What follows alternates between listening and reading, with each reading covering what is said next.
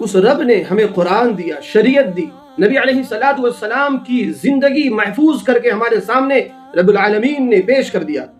انبیاء کے وارث موجود ہیں، علماء موجود ہیں، فقہا موجود ہیں، مفتیان کرام موجود ہیں، لیکن آج پھر بھی قوم کورٹ میں، کچہریوں میں ذلیل ہو رہی، قوم کی بیٹیاں، قوم کی مائیں کورٹ کچہریوں میں، تھانوں میں ذلیل ہو رہی ہیں۔ اس کی وجہ یہی ہے، ہم نے اپنا رہبر، اپنا قائد، اپنا بڑا، اپنے علماء کو، نبی علیہ الصلوۃ والسلام کی زندگی کو اپنا مشعل راہ نہیں بنایا۔ انبیاء کے وارث آج ممبر و محراب سے پکار رہے ہیں، مدارس کے اندر بچوں کو پڑھایا جا رہا ہے، آج اجتماعات کے ذریعے سے، اصلاح معاشرہ کے ذریعے سے ہمیں یہ پیغام دیا جا رہا ہے کہ ہمارے لیے مشعل راہ نبی علیہ الصلوۃ والسلام کی زندگی ہے، اللہ کی شریعت ہے، ہمارے تمام مسائل کا حل اسی شریعت کے اندر مضمر ہے۔ دنیا میں ذلیل ہونے سے بہتر ہے اپنے مسائل، اپنے جھگڑوں کا، طلاق کا، شادی کا، بیاہ کا، لین دین کا، زمین جائیداد کا، تمام جھگڑوں کا حل اللہ نے اپنے اسی شریعت کے اندر رکھا ہے۔ اور یہ شریعت،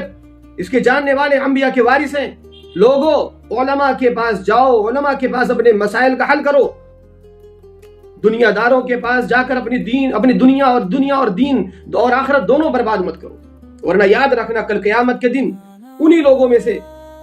کہیں ایسا نہ ہو ہم بھی شمار ہو جائیں جو رب العالمین کے دربار میں کہیں گے ربنا انا اطعنا سادتنا وکبراءنا فضلونا السبیل ربنا آتهم ضعفین من العذاب ولعنهم لعنا کبیرا۔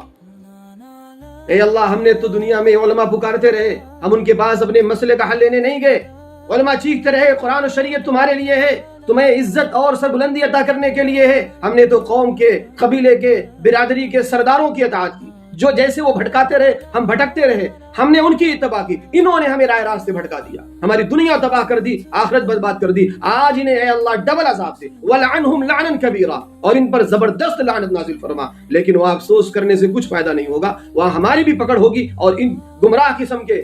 سرداروں کے پر عذاب تو نازل ہوگا ہی۔